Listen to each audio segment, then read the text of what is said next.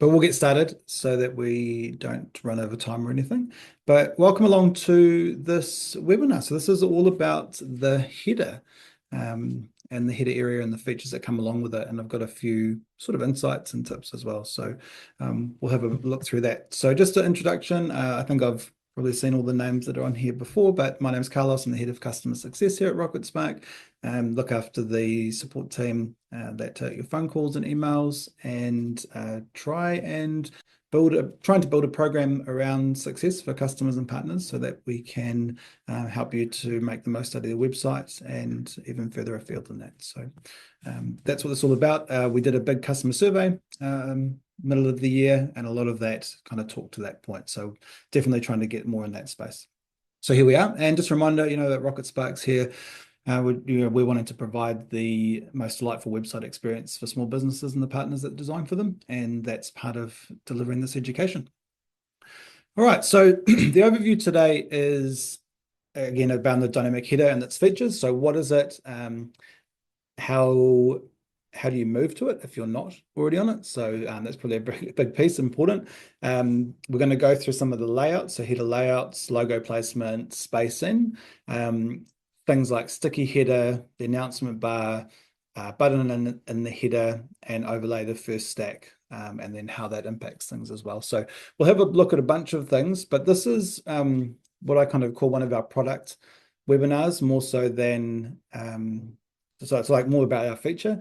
And so what I want this to be is more interactive. So please do ask questions. If you've got examples of something you've dealt with in the past or that you're working on at the moment, I'd really love that to make it a little bit more engaging, and so that you're learning more about the actual features instead of it being a presentation. So yeah, please jump in, use the Q&A or the chat, but the Q&A just makes it a bit easier for me to make sure I've answered everything, but the chat's good as well. I've got them both visible to me, and that's why I kind of keep looking to the side a bit. And then at the end, I'll just recap and do a Q&A, just review what's in there and if we haven't covered anything. So yeah. If that's great with you guys, which you don't have much to say unless you comment, let's get started. So first of all, what's the dynamic header? Well, without going into a huge history lesson, originally Rocketspark had a bunch of templates that you could choose, and you basically could only start from one of those older templates. And these had locked in designs that you couldn't sort of deviate from very much. And that was fine for that point in time. And then what came about is that we created what we call the dynamic header template. And effectively, it wasn't locked into any one design, and it gave you a lot more freedom to be able to actually create some of the header layouts and effects that some of the older templates locked you into. And that way you didn't have to have this fear of moving to a completely different template and it changing things. And then how it evolved from there is we actually don't even have this sidebar anymore where you can choose a template.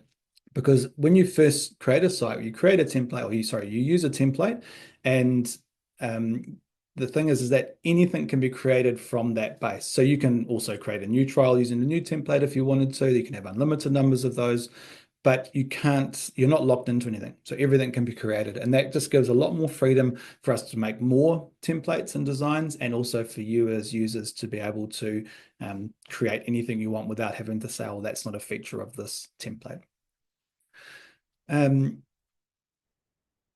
Are you on it? So how do you know if you're on it? So the first things first, if you're working on a site, and this would need to be over a year or so, or 18 months old, you might see that you've got this templates button at the top left. If you've got that, you want to click on that and check if you've got the dynamic header template selected.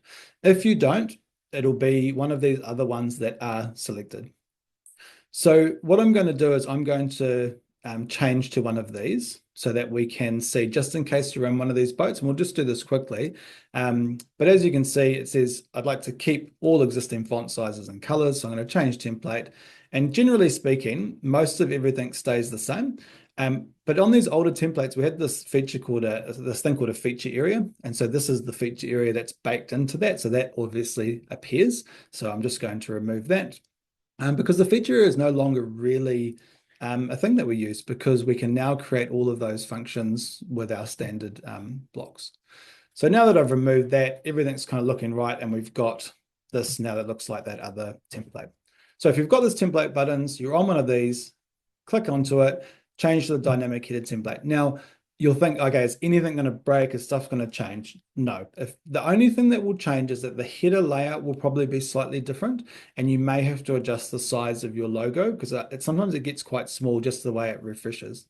There are a couple of things to note here. I don't think these are game changers to not change to the dynamic header template because of the value that it brings. But there were a couple of templates that we used to have that had a couple of interesting sort of features. They had the menu below, on the side, which is just not really a thing anymore. So if you're on one of those and you absolutely have to have that menu on the side, you definitely don't want to change. And there were a couple of others that had the menu here. You can see it on this one very small. I'm sorry, you probably can't see it that well, where it was below that snack, which is just not really something either. So if you've got a couple of those things that you really have to have, or your customers have to have, then you may not want to change. But then, like I said, I think there's some features in the dynamic header that are really important.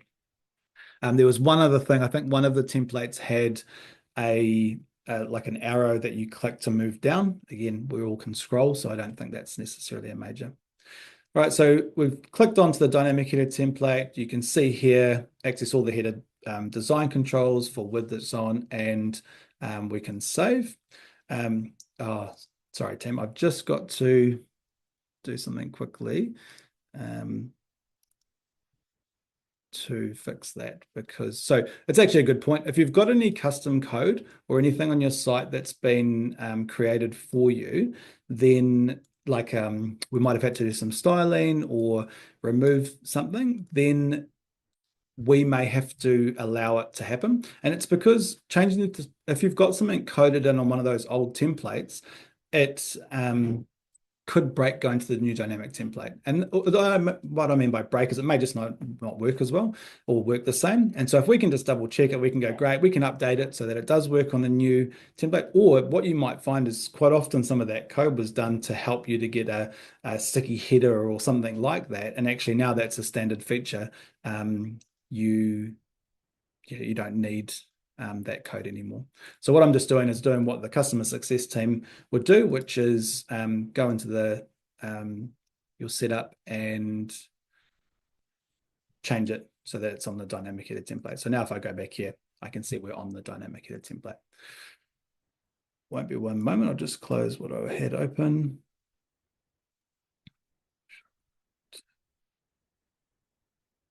All right. So as you can see, now we've got the header has changed. So it was a centered logo before, and now it's changed slightly. So this is where we're going to start getting into a few of the features, and you'll be able to see how you can adjust it back to exactly how it was or very similarly to how it was. If you've got this templates button, you can always change back if that's your choice. But I'd strongly suggest sort of moving forward so that you can get the new features that are coming out.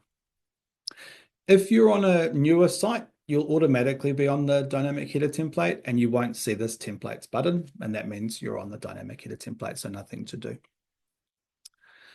All right, so the first thing we're going to have a look at is the layout of the header, and this is because we've just shown you how to change from it. So if we go to change design and we come to header and menu, what we can see are our header layouts. And when we drop this down, we obviously get a bunch. This is probably pretty straightforward to everyone, but just want to have a look through a couple. So interestingly enough, the template that I was on wasn't quite the same. It separated the menu items on either side, where this one separates menu items on the left and buttons on the right, which we'll go into. We've got the burger menu options and buttons on the right, and then you can see logo with the menu options below. I was having a chat with our in-house design team and just talked to them a little bit about some of these layouts, and some of the advice they gave or some of the comments they made is that generally you'll see the logo on the left, and quite often that's to do with where a visitor to a site will naturally look. So first things first is people will look to the top left of their the page they're on and start there. And so being able to see a recognizable logo and to make sure that they're on the site that they expected to be on can be a great first step. And then they'll kind of move to the right where you've got your menu and buttons and so on. So that's probably why this one is the most popular, very similar to this one, which has the logo on the left and then centered menu items. Logo in the center, I asked them about this. They said that there's nothing wrong with it. It's probably just not quite as popular. And they said that you'd probably usually have a burger menu to give it more balance than having the menu items or names. The other thing they did say about that, though, is that because people are looking for something visual, it can mean that people miss your burger menu. And so they kind of instantly come to your logo and might not see this burger menu straight away. So that's just a little bit about what layouts there are. And I guess what we're thinking of here is just whatever the design of your site. There isn't really a right or wrong answer, and that's why we have a bunch of options and don't limit that. So yeah, have a go. So the other thing is around the logo in that layout. So if we've got this as a text logo at the moment, but if I jump in here and let's have a look at one of the Rocketspark logos. We have a few. What you want to be a little bit careful of is a logo that's like this, like Portrait, where you might have an icon above and below. And there's nothing necessarily wrong with that. And I'm just going to refresh my page to get this laying out right. It's all it does, though, is takes up more space. So this is going to push your content down a little bit, and it's going to be a bit more cumbersome.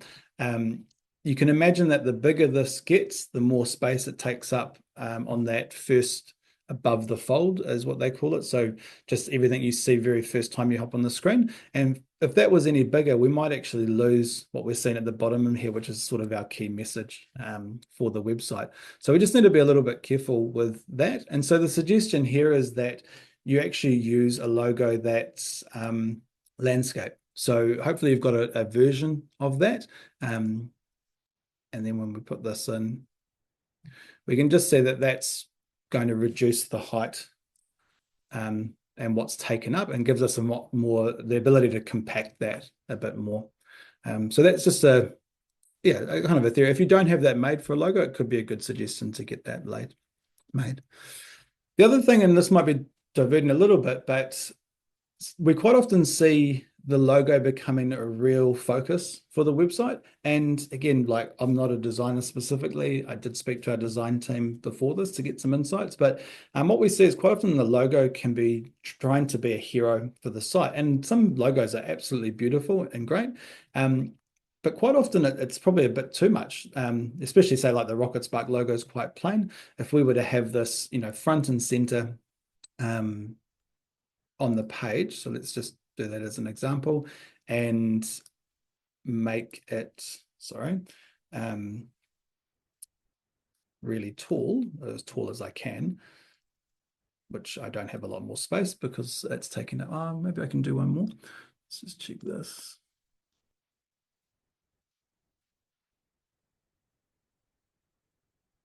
No, that's as large as it can go because of our restrictions. But if you can imagine that was really tall and large, and actually I might be able to do one more, sorry.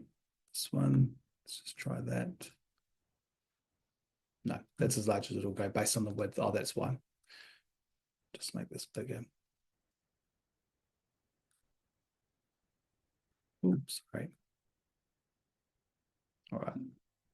No, that's as large as we'll go. So thinking of that being like a hero, and the larger it gets, and if it was a really tall logo, so let's say like a big round circle, or even the Rocketspark one with the logo and the name below, all of a sudden this content and this real beautiful hero image, which is probably going to be more engaging for somebody visiting the site and might tell more of a story than just your logo, could actually take away from this great hero image or a really key message that you're trying to get across, and people will see that logo anyway. Love to hear if anyone's got any comments on that or thoughts. Again, when it comes to this sort of stuff in design, it's there can be lots of ways to look at it, and there's no sort of right or wrong in any of that. All right, so the other parts that we had a look at, oh yeah, you saw me change this slightly before, but we've got this header width. And so when we first did it, it was kind of set here. And what you can see is it's quite narrow compared to the content on the page. Again, there's not really a rule here, but what we're seeing is that more people are moving towards a full width header. And that way, that's sort of matching the full width content of the page. I did ask our team about if you have narrow content on your page. So let's say that this first stack is not full width. Would you match that? And there wasn't necessarily a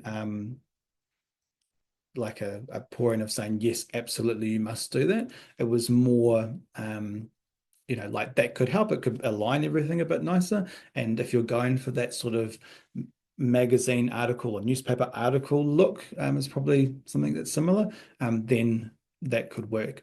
As we narrow this, which you can see that narrowing on that screen, I think. You can see that, oh my gosh, except I can't seem to get this in the right spot. We can see that that header is now matching that content as we get smaller based on how we've got that. So even though I have it full width, the smaller my screen gets, the kind of closer it gets. But on full, I'm on a 27-inch screen. So that's giving you the widest you'd probably get somebody viewing it. And we can see that there's just a bit of gap on the side. But then that means that we might say, actually, let's get our width and spacing matching our header. Let's get that full width, and then let's have a look at that example. And we can see that, it's slowly working for you. You can see it on that screen. That as I get to smaller screen sizes, that's getting a lot. It's kind of just staying together. More. So that's just a consideration around that. And now that we've made some changes and we've had a look at that, the one thing I'm going to reiterate over and over again is checking our mobile setup. So if we move over to mobile, we can see that our logo's here and it's not too much of the open space here. It isn't taking too much.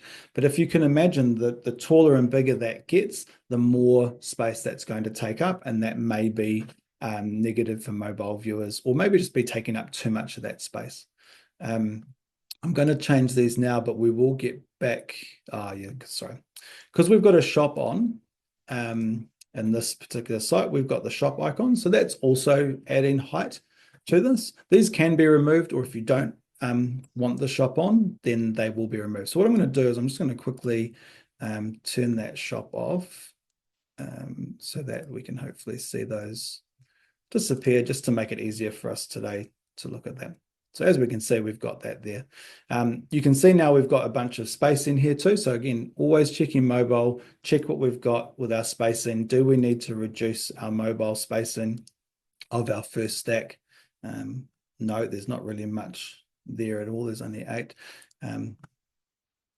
So it will be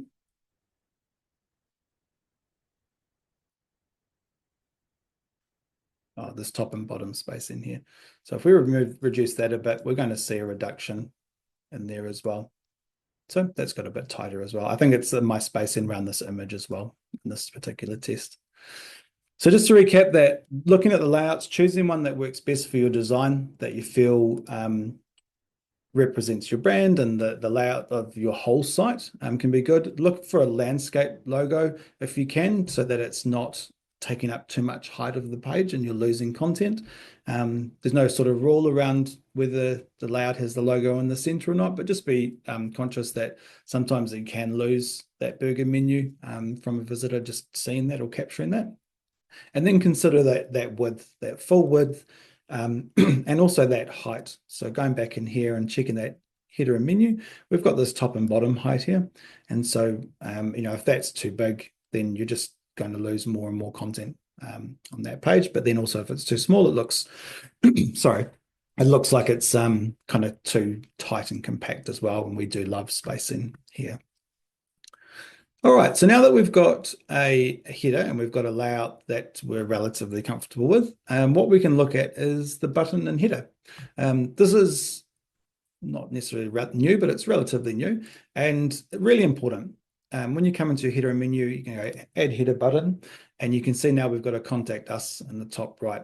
Why this is so important is that you want to have whatever your call to action is really easy to see, and the header can be one of the easiest places. Somebody's going to come to your site, look to that top left, see your Rocketspark logo, move to the right, and then that's how you naturally scan and read, and then they're going to see this contact us button that's you know saying you should do this. So we can adjust the button text and color. We can also edit the content of that and where that goes, even if it's external links or to a product itself. So all of that's updated. And then the layout or the shape of this button just falls under our button shapes. So if we want that to be a different shape, then we just need to choose a different button option. Yeah, it's kind of as simple as that, but I definitely like having that in there. What you might find though is that you've got a contact us page. You've now added a button. What you need to do is remove that contact us page from your menu list. So when you go to manage pages, just make sure you drop the contact us below the menu line, and then you'll be fine. All right. I think that's all we've got covered there. Just a note that when you come here, the button appears in that menu. So when you click on that burger menu on mobile, that button appears there for you as well. Again, always checking that mobile view. So I think that's good there. Please let me know if there's any questions on those first couple of things, but let's sort of keep going. So while we're designing this header, we've got our layout, we've got the contact button, we've chosen that, we've got our menu items, which I'm happy to have there and not a burger, in this case, a burger menu. But what we're going to have a look at is overlaying the first stack. And this will probably take a little bit of time, but now that you're on the dynamic header template, you can actually choose the setting, which is display background color or overlay the next stack transparent. So let's do that and let's save. All right, so now this is overlaying the first stack. This first stack just has some space in it. And this is an image. So this is a picture block, not a stack background. So it's not taking up the full space. So you might say, well, that's weird. It's not overlaying anything. And so you might say, okay, well, let's come into our width and spacing. And we can see that we don't really have any top spacing. And if I remove the bottom, that's not going to do anything. And we don't have any top and bottom internal spacing. So that's a bit weird. And then if I refresh my page again, it's still there. So this is all based on this picture block being a picture block. So what I'm going to do is I'm going to add a stack and just show you how this might change. I'm going to edit the stack design and put in the same image. So I've got that here as a stack background now. I'm going to save that. And then I'm going to drag this above there. And now what you can see is we've got the, except I'm not using a transparent logo. Surely I've got one of those.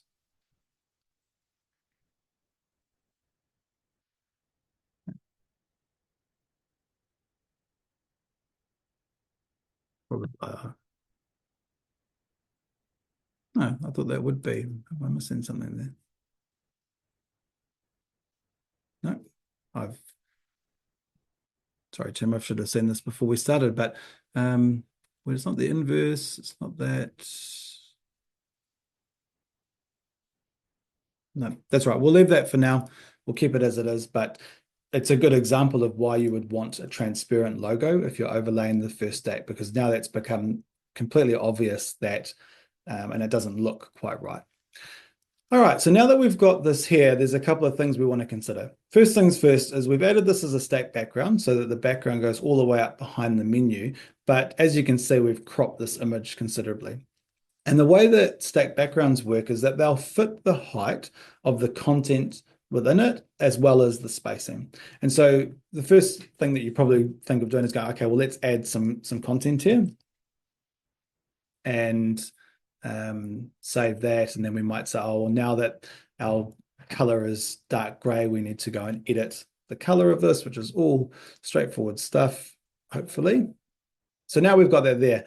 And you're kind of like, oh, okay, well, that hasn't really helped much. And then what we'll find is people will go, okay, well, let's enter down, and that's how we're going to get it larger. The only issue with this is that as you come to different screen sizes, it can manipulate that layout and it can actually create unnecessary space. So you can actually just remove that, go into your stack design, go to width and spacing. And what you want to look at here is your stack spacing. And so it's already got 50, and that's because of the overlay. So it's adding some spacing so that you don't get caught out with kind of your image just tiny behind it. But if we extend this, all of a sudden we get more. And a little trick that doesn't end at 200, you can actually type in any number you want there and make it larger. So that's how you would get that height within there. And then it's always important to look at the vertical content alignment. Oh, sorry, not in here, in your stack background. We've got it as middle. We might want it as top, or you might find that it's set as top and you're like, oh, I've lost half my vehicle and that's the key bit. Oh, that's no good as well because now I'm just seeing the road. So just getting that laid out correctly. So just remember width and spacing and look for stack spacing. The other reason why stack spacing is important is that if you have content in here, you can find that it gets manipulated about where it sits, and that's not easy. So yeah, use that stack spacing. Now we've got that. Cool. So we've got this overlaid. Let's have a quick check on mobile. And so now we can see why it's so important that our logo's right, but also we can see that that is so small. Like, why is it small here? Jump back into that edit design, go to our width and spacing, jump into mobile, get that stack spacing, and let's make this look right on mobile. So I'm not sure if that's too big. Obviously, this other image wouldn't be here, but now all of a sudden we've got a far better looking opening stack. This white background's annoying me. It's going to annoy me no end. Okay, so now that we've got that spacing right in that image there, what we need to consider what this background looks like and what we can read and what we can see. I've chosen this one to start off with because we've got this real clear space at the top with the sky, and it means that our dark text and our dark logo will actually really be easily seen on there. Let's just have a look at a couple other pages. I've added a few images here. So this is like a graphic. Interestingly enough, you know, we've got this blue and this contrast of two colors, and that's making that a little bit harder to read. Let's have a look at this about page. Yep. So this is a really lovely image, but we've got some pillars here which make it a little bit harder to read. And what else have we got? Oh yeah, this was an example too where we've got these trees which are right over where those menu items are. So it's really important because this layout is applied across all pages that you can actually check those other pages and make sure they are looking correct. And it might mean that you have to change your header menu colors, which I'll show you in a bit. But the other thing that we can look at doing is adding some opacity and color to this header area. So if we go back to our header and menu and we click on the three dots next to header layout, we can see that we've got a gradient color. So that background color is white. I'm just going to show you with a darker color so that it's a bit more clear. So now you can see that that's darkened that whole area at the top. If we go back to white, just to give you an example here too, we can choose that gradient's stronger, so we can make it whiter. And what you can see is that those menu items have become more and more clear. And if we reduce that, they kind of will actually become clear again because of the dark blue. So you can absolutely set that. And then the other thing you can set is how high that goes. So it's probably a bit hard to see there. So let's change it to black again. So as we change that height, you can see it's just going to take up more and more of that image. And that can be quite a nice effect if that's what you're looking for. But you might actually say, actually, I want to take it up a bit less. And actually now that's not quite right because it's kind of too close and halfway through the logo, but that's kind of perfect. And maybe just a little less dark, or maybe we make it a bit darker. And what I guess is most important here is that menu text. So if we look at that and we've made it dark, actually, if we make that a light color, now you can see that's kind of really popping out. Compared to that darker color. So it's really important that what you do here and the images you choose across your whole site do work for overlaying. The key things here is that this does give you a really modern look. So really powerful if you've got good quality imagery and or if that's part of the business. Let's have a little look if we have a stack similar to this one as our first stack. So I'm going to drag this up to the top. And you can see what happens is it's created that space because this isn't a background.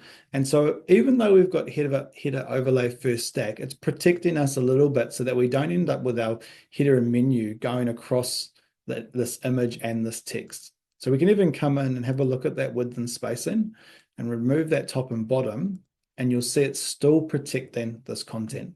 If we move over to services, again, it's still overlaying these other pages, but it is protecting this. So you can have it and still achieve almost like a different layout look on different pages, but it does depend on the content. For example, if you wanted on this page for it not to be overlaying, what you would have to do is you would have to add a stack and drag that above the one you've got. And then if we look at preview, we can see that that's basically created that effect of having a background for that header menu and then the image below. So if you get stuck and going, oh, I just really want this page not to be, that's how you would potentially achieve it. All right, so let's have another look at another example. We've seen this example and we've also got that. Let's just have a quick look at this example. And I kind of purposely use this. So this is a stack background. So it has added that space. It has gone behind the header menu and we've got this all laid out. So that's quite nice. But let's have a look on mobile and see what happens. So this is really important, right? So we can see that this stack here, that block that was sitting in there is now kind of going below. And so we can see it there, but now this is not spaced right. So I guess I'm probably laboring the point here a little bit, but going to your mobile setup and making sure that you've got it right for what you're trying to achieve is really important. All right, so let me just check my notes because I hope that's got a few examples. Yeah, being careful with your logo color. So even if I didn't have this white background, making sure that the logo color probably matches similarly to this text color so that you then make the appropriate opacity and background choices for the overlay. Yeah, and it's same for all pages. So you may need to go and check each of those pages and then again check on mobile. And as I mentioned, it really is most powerful when you've got a really strong image or even a video background in this case, so that it overlays that and just looks really smart. Okay, no questions there so far. So hopefully that's all coming in okay. So let's have a look at sticky header. So really important. Sticky header means I've actually already got it on. So if we scroll down, we can see that the header appears as we scroll. And what's so important about that is it means that the navigation experience for a visitor is really smooth. They don't have to go back to the top of the page to find these menu items or scroll through looking for the right call to action or page link. It's always there. And to re-emphasize that button, the call to action that you want them to take is always there. And that's a key part of what you want as well. You want them to be able to see that and be able to easily navigate your site. So all we need to do for that is just go into our change design header menu, 3 dots. So just going back there, the header layout, 3 dots. And then what we can see here is sticky header, and we can turn that on and off. You'll need to choose a background for it. The sticky header won't be transparent, and that's because it would be almost impossible, I think, to be able to set up your whole page in a way that all those menu items would look correct across all content. So let's make this white, and we can see here it's fixed to the top, and just save that. And as we scroll, we can see that appear. Yeah, so definitely would recommend. It also shows you why having this relatively compact is important. We don't want it to overpower and not see the content on the page, but if we scroll down, actually let's try and see this as an example. I know that this is crazy height, but if you did have a huge logo that was maybe centered, we did that, you can see that as we scroll, that height's all there, and it's going to make it very hard to see everything on this page, especially if we did sort of come down to a smaller page size, which you can definitely see. You can see that we just sort of take up, a third or a quarter of that page, which is just going to be quite challenging for people.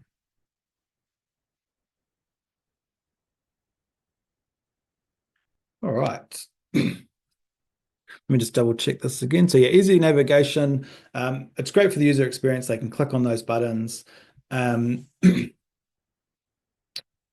Yeah, the call to actions available. And yeah, just double check that background color. That's important. Obviously, good to note on mobile, there is no sticky header. That's not something that applies, just not enough real estate on that page to work for that. All right, the next thing we're going to have a look at is the announcement bar. So with the dynamic header template, you get access to the announcement bar. So we can click through to our header and menu, and we can see the announcement bar here. So we can click that on. That's actually a really poor example because it's been coded in. But now that I've shown it, if it's something that you might be interested, you could come through to us. But effectively, you can add code into this area. It wasn't necessarily designed for that, but it has been done. So we might say an announcement bar can be really useful for things like open hours for Christmas, for instance, and you might say Monday to Friday, 10 a.m. to 4 p.m. because they're going to be reduced hours. So we can save that, and we can see now that we've got that there. We may want to center that text, obviously, because that's not looking quite right. So now we've got this announcement that's on there. So it's good for things like maybe opening hour changes, or it could be for Christmas, but it could just actually be for the next month because we've changed our opening hours. We just want to alert people that are coming to our website so they're not turning up in the wrong times. Really good for things like you might have a free shipping offer on at the moment. You might have a discount code offer on at the moment in your shop. A new sale, and even it could be introducing new people to your business that have started at the business, or new management, or even new products. 2025 release of football shirts or something could be really valuable. So a great tool to be able to announce things. You can also put in, a link. So you might say, often hours, contact us, for instance, and you can put in a link to your contact us page, and insert and save. And now we've got that there so people can click on it. So the important thing to note about an announcement bar and why that's just not like a normal stack is that it can be closed. So this is based on customers' sessions or visitors' sessions. So if I was to close this now, that would be the last time I see it for this session. If I've left this site and I come back in a few days' time, it will appear again. So even the next day, it will appear again for those people. So again, you can use it for different announcements, and people will still get those even if they close it down because it's been updated. Let me just have a look. It can be closed. Good examples. Also quite good for a second call to action in a way. So you've got your contact us here. It could be enroll now or call us or something. And then being able to have this here could just reinforce that.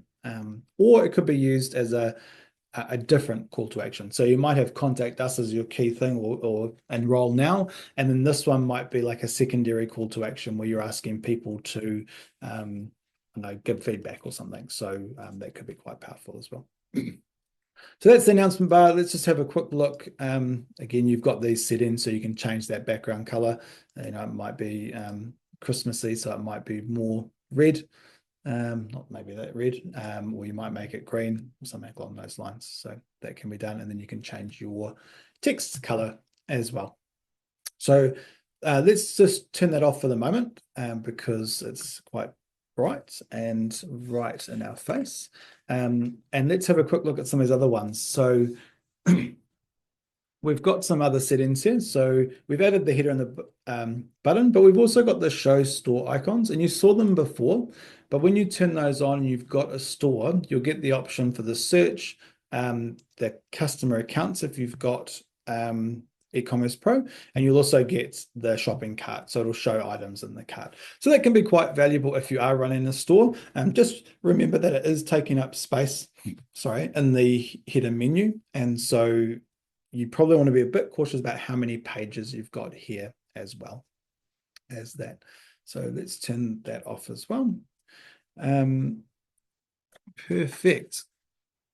Let me just double check. So now I'm just going to run through a couple of other settings because I think we've covered most of the key things that we were looking at. So we'll kind of check and just kind of go through and see some of those settings.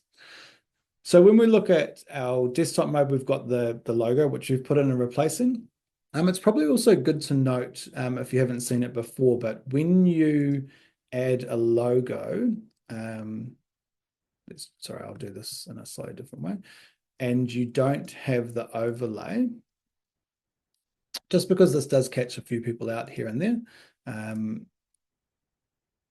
So that's all white and a white background as we've got it set up. But actually what might happen here when we change to a logo that has a different colored background, let's see if this happens.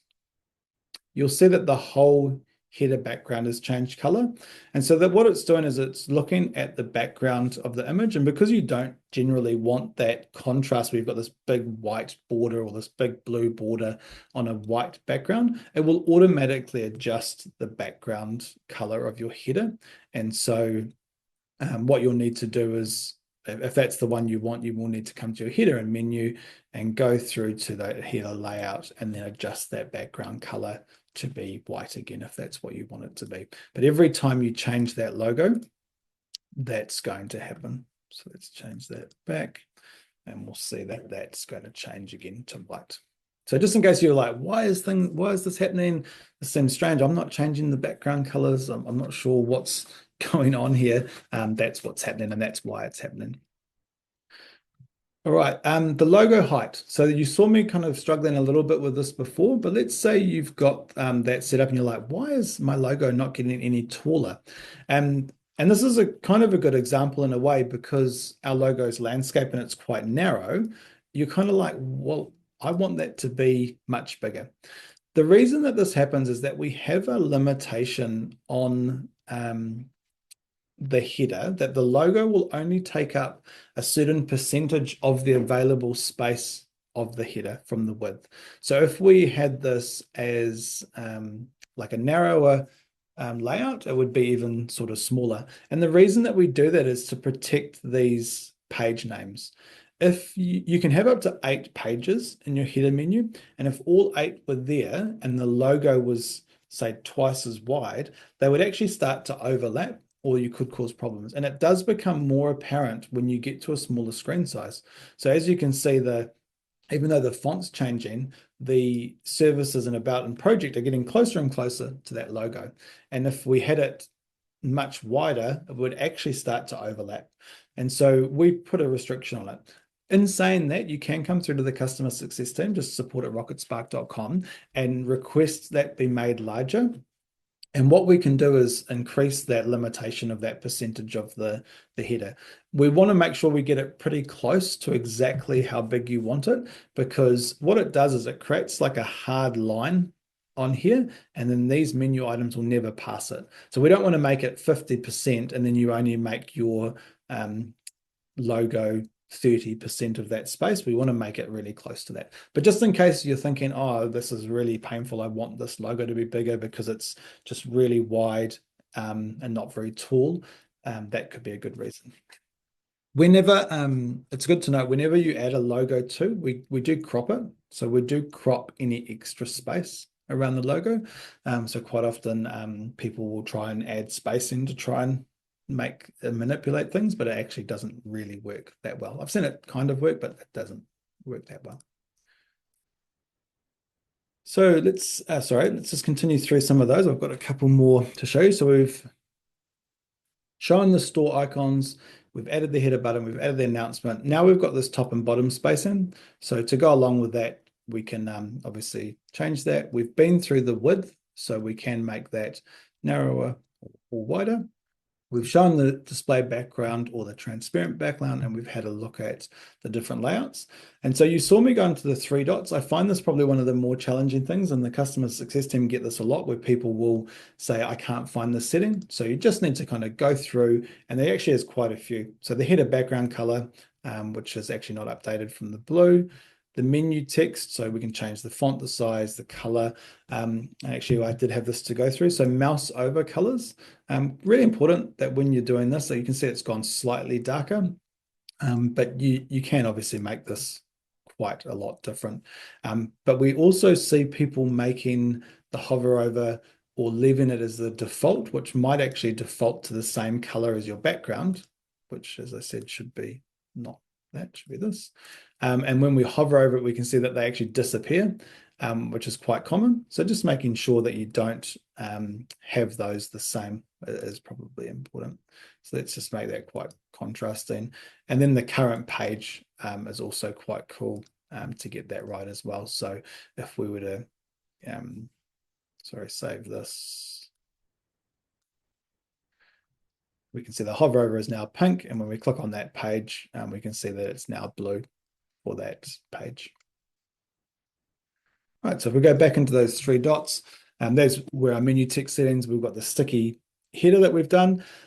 I haven't gone through this in detail, but we do have a contact bar, and you can add that, and that's actually the one from the old template.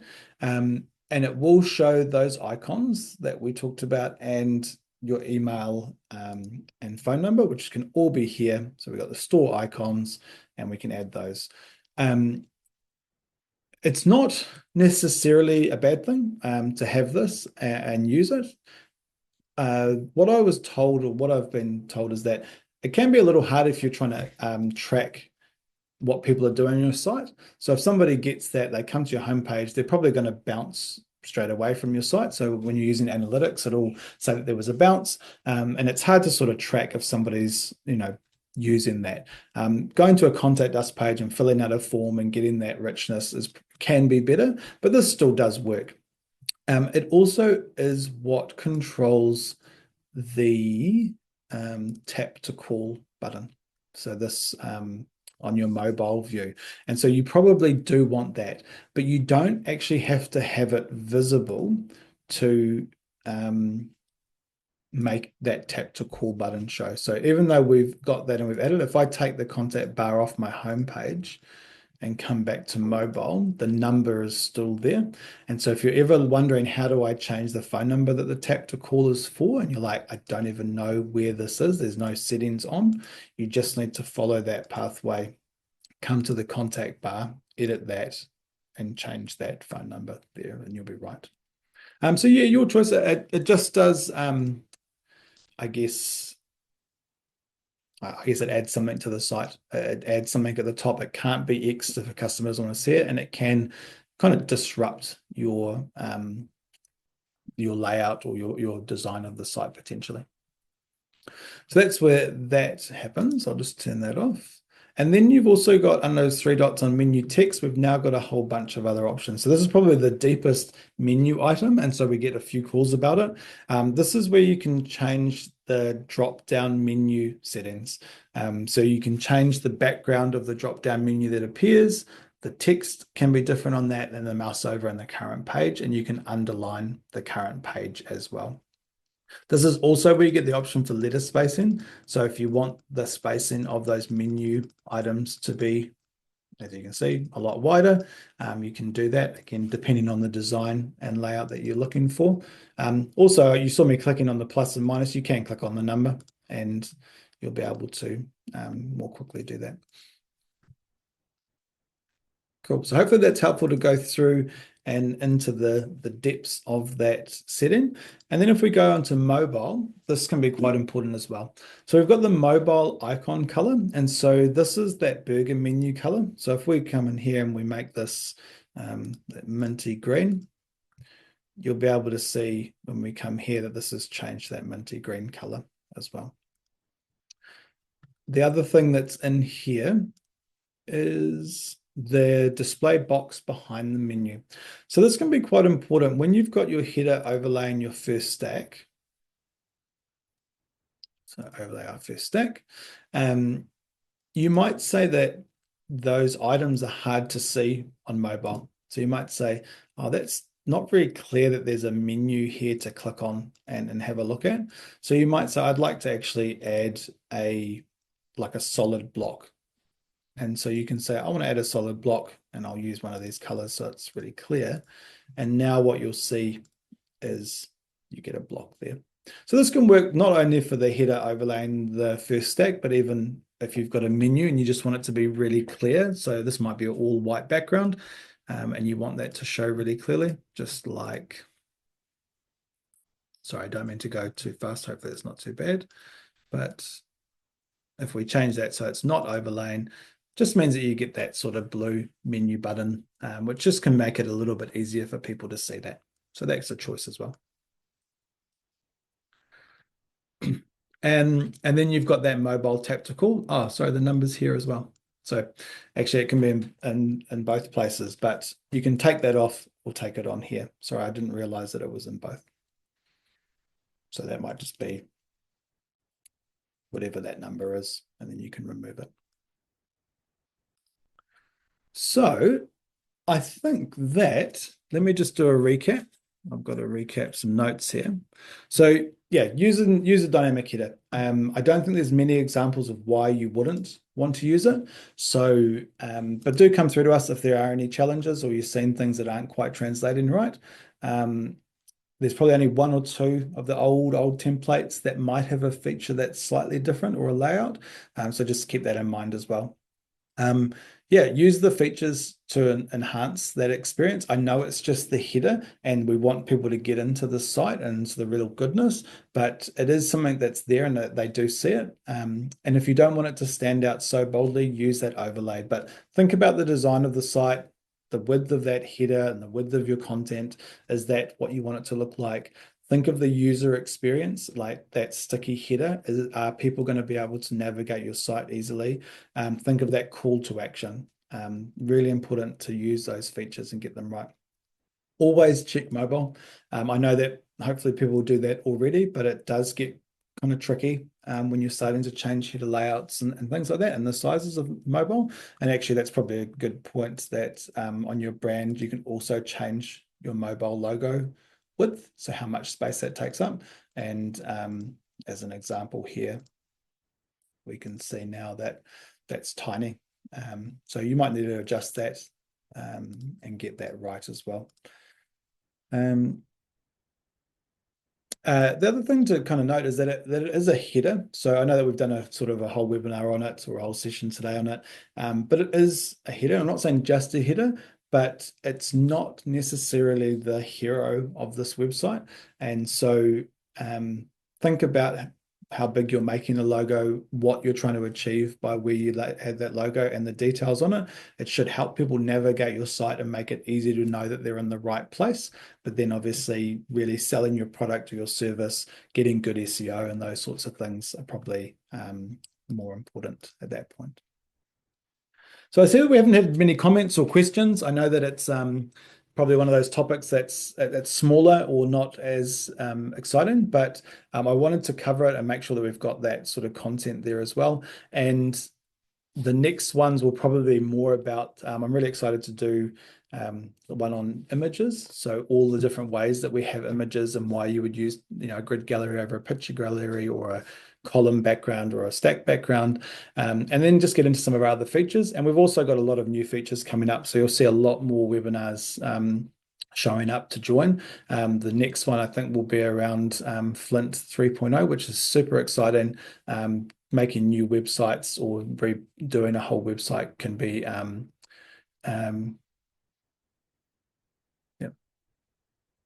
Oh, sorry, I just saw a question there from Minya.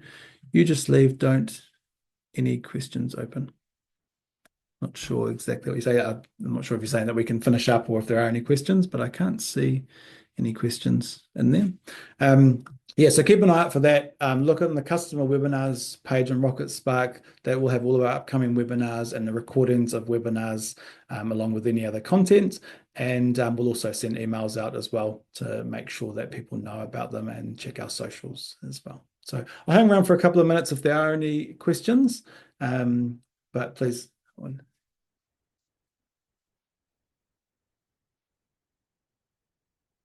Sorry, I just wanted to say I want to say you don't just leave any questions open to us. Oh, I think I see what you're saying. Like we've covered all of the things where you might have had questions. Sorry, yeah, I get what you're saying, but yeah, I'll hang around for a couple of minutes or while there's people on the call if you've got any questions, or again, if you've got a specific example, or if you want me to show you like how would I achieve this, or could you show me a overlay with this layout? I'm more than happy to show it, or even kind of go on a bit longer if there are questions. Kind of good to hopefully have somebody here that might have an answer in front of you. But yeah, hopefully it was of value in some way and you've learned a little bit more, or hopefully one tip or trick that you didn't know about before.